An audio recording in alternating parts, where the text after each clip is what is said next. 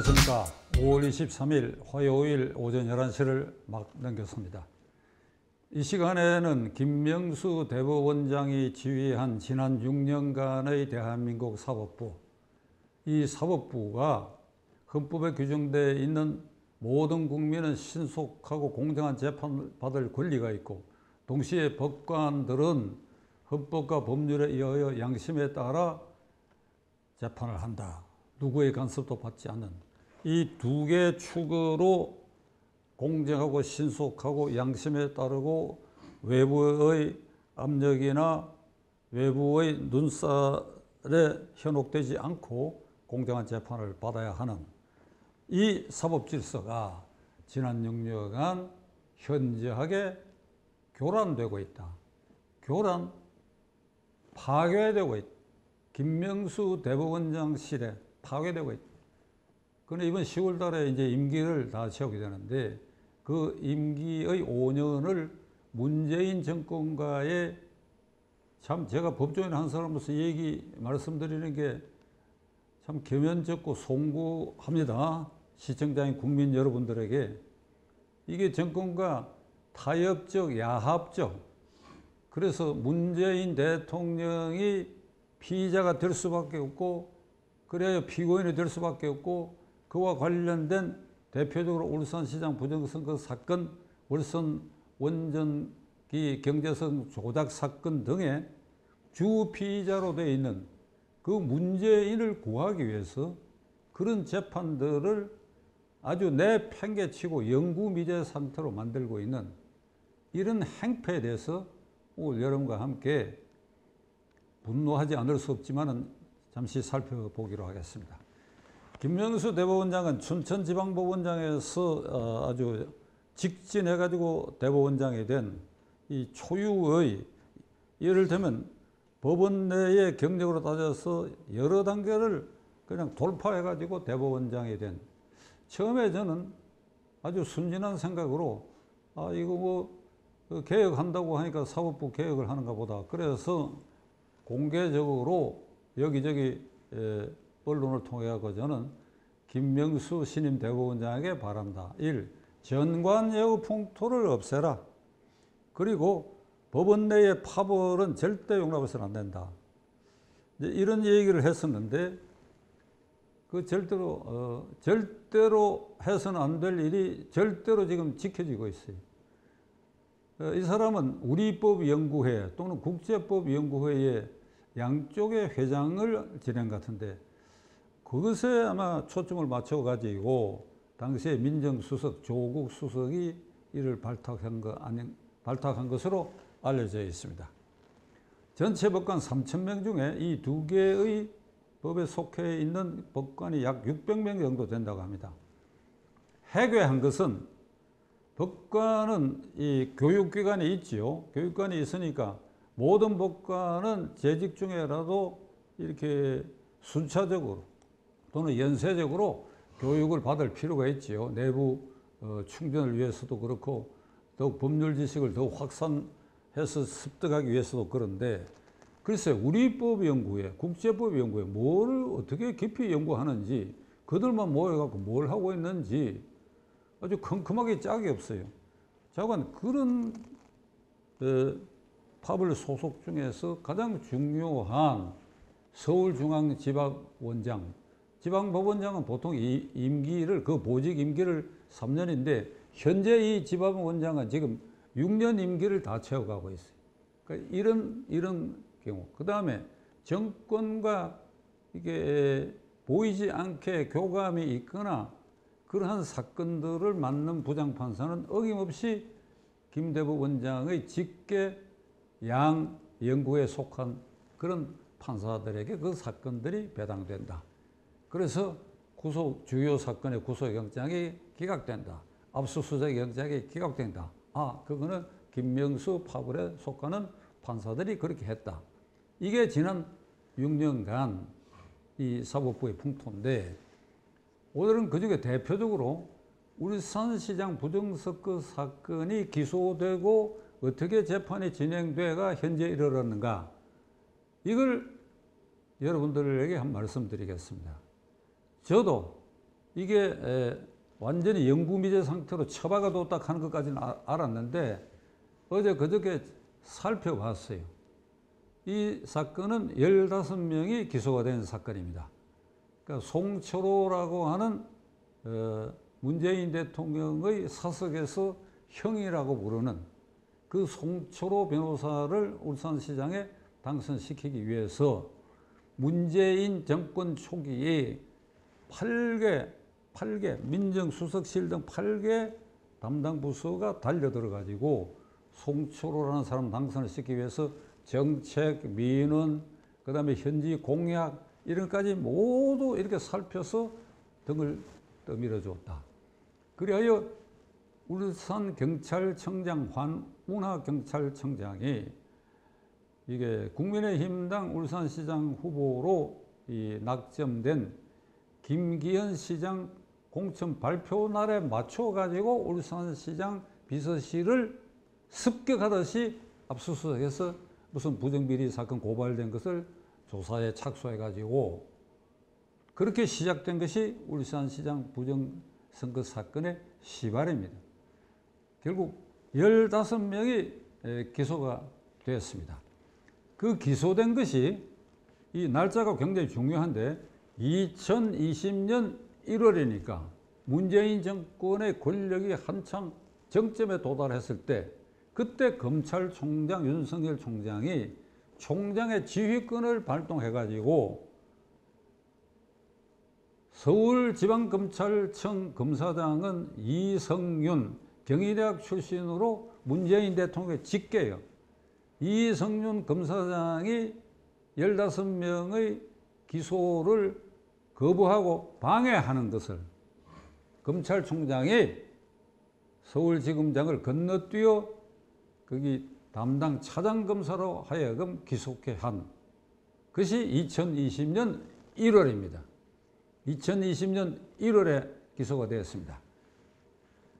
그리고 4월에 국회의원 선거가 있었습니다.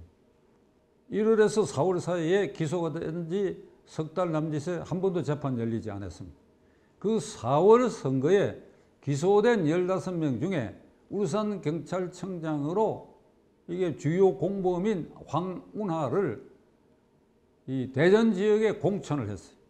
그리고 15명 중에 하나인 당시 민정수석비서관 한병도를 전라북도 1위에 공천했어요.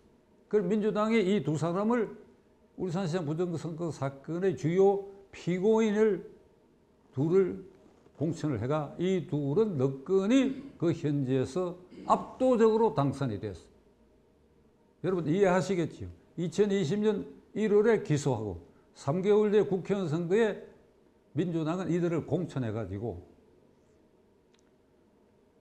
이 얘기 조금 엮여러 갑니다만 이재명이가 지금 이걸 본받으려고 하는 것입니다. 기소가 돼도 1심 판결이 나도 2심 판결이 나도 대법원에 확정되기 전에는 공직자로 공천이 되고 입법할 수 있다. 당을 그렇게 고친 거 아닙니까? 그러니까 요거의 본보기예요.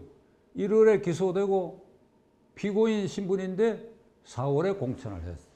둘은 당선이 됐어. 그럼 1심은 어떻게 되느냐? 1년 3개월 동안에 2차례 재판 준비 절차를 한 것 같아요. 거기에는 피고인들이 안 나와도 됩니다. 그 담당 부장이 김미리 부장판사. 이는 앞에 말씀드린 김명수 직계의 우리법연구회 멤버입니다. 1년 3개월 동안 2번인가 피고인 출석하지 않는 재판 준비지사를 걸치고 난 다음에 1년 3개월을 그렇게 끌다가 휴직계를 냈어.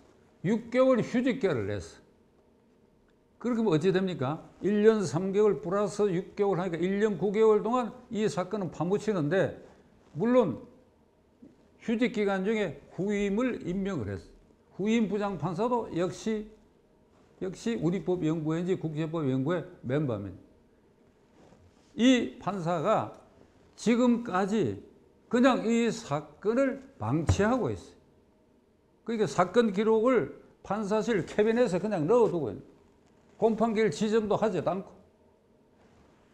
자, 다시 한번 2020년 1월에 기소되고 4월에 국회의원 선거에 그중에 둘이 공천받아 국회의원 당선되고 그리고 부장판사가 둘이 바뀌는 사이에 처박아 두고 있는데 지금 어찌 됐느냐. 내년 4월 국회의원 선거까지 이 사건은 1심에서 마무리 지을 가능성이 전혀 없습니다.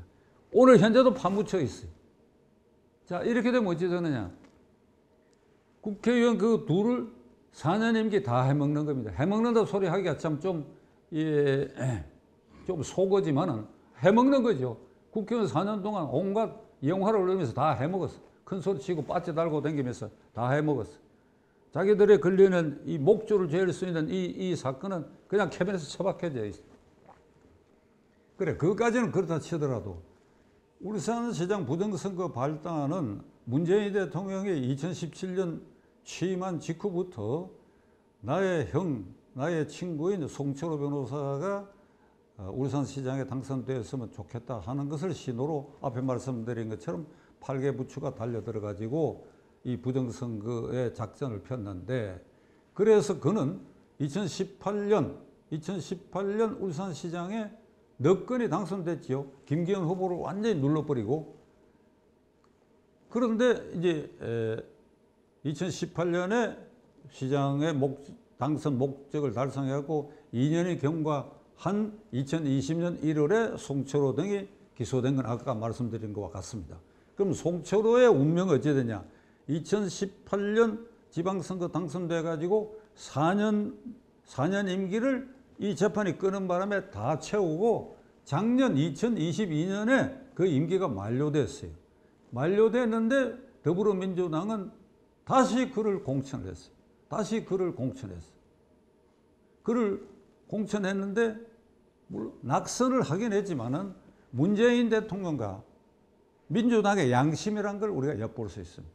울산 부정선거 사건의 두 번째 주범이라고 봐야죠. 첫째는 문재인이고 두 번째는 송철호, 세 번째는 황운하 등 이런 졸개들인데, 그래가지고 그 덕으로 당선되고 임기 4년을 다 채우고 재판이 미적거리는 사이에, 그런데 작년 지방선거에 임기 다 채우고 나서 다시 연임하기 위해서 그를 공천을 했다. 천인공노라는 말은 함부로 쓸 일이 아닌데, 저는 이 사법질서를 파괴하고 법원이 문재인 정권과 야합적 결탁을 해가지고 이 사건을 뒤로 미루고 영구 미제 사건처럼 캐비넷에 처박아 두는 사이에 그렇게 부정선거로 당선된 시장이 4년 임기 다 해먹고 다시 그를 공천하는 문재인 정권의 이 도덕적 타락상, 그리고 기소된 피고인이 국회의원의 너건이 되어가 내년 4월까지 또 그 임기를 다 채우게 되는 이 사법질서의 파괴 현상에 대해서 저는 김명수 대법원장, 그리고 서울중앙지방법원장, 그리고 이 사건을 맡았던 부장판사 2명 이상, 이들을 반드시 사법 처리해서 사법 파괴에 대한 책임을 물어야 된다고 저는 생각합니다. 그게 누구에게 그 책임이 있느냐. 사법질서 파괴범에 대해서 이를 처단할 책임이 윤석열 정권, 윤석열 대통령이라고 저는 생각합니다. 그래, 현직 대법원장 이제 10월 달에 임기가 끝나니까 기다렸다가 그를 반드시 단죄해야 됩니다. 문재인 정권은 어줍지 않은 일로 생터집으로 양승태 대법원장을 두들겨 잡은 일이죠. 구속시킨 일이죠. 거기에 비하면 김명수 대법원장의 행정은 이게 고등법원장 한 사람을 이게 민주당의 탄핵 미끼로 던져주는 일에서부터 이 교란 행위, 이거 절대로 국민이 사법 질서를 세운다는 입장에서 참아낼 수 없는 만행을 저질렀다고 저는 생각합니다. 문재인 대통령은 이런 사법 질서 파괴 행위 위에 지금 안전하게 앉아 있습니다. 그 위에 울산시장 부정선거 사건, 문재인 검찰에서는 대통령을 조사하지 못했지요. 정권이 바뀌었습니다. 1년이 되었습니다. 아직 이 검찰은 울산시장 부정선거 사건과 월성 원전 경제성 조작 사건에 대한 최고 주범 문재인 전 대통령에 대한 수사를 계획을 세우고 있는지 어떤지는 모르겠습니다만은 적어도 작년 3월 9일 국민이 윤석열 후보를 선택한 국민의 절대 다수는 문재인 전 대통령도 이명박, 박근혜 대통령을 사법 처리한 것보다도 더 구체적이고 엄중한 울산시장 부정선거 사건 등으로 사법 처리해 줄 것이라고 믿고 그래서 그를 지지했다고 하는 걸 생각할 때에 윤석열 대통령의 결단이 필요한 시점이라고 생각합니다. 문재인 대통령은 지금 철저하게 자기 방어의 성을 쌓고 있습니다. 그게 양산 그 현지에 최근에 책방을 낸 사실이 있습니다.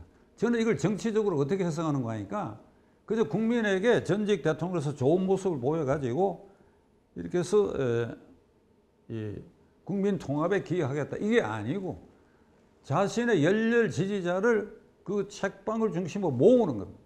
그렇게 해서 윤석열 대통령의 결단에 의해서 울산시장 부정선거 사건 등의 자기에 대한 수사가 쪼여 들어오고 할 때를 대비해가지고 열렬 지지자들을 양산을 중심으로 방호백을 쌓겠다는 것입니다.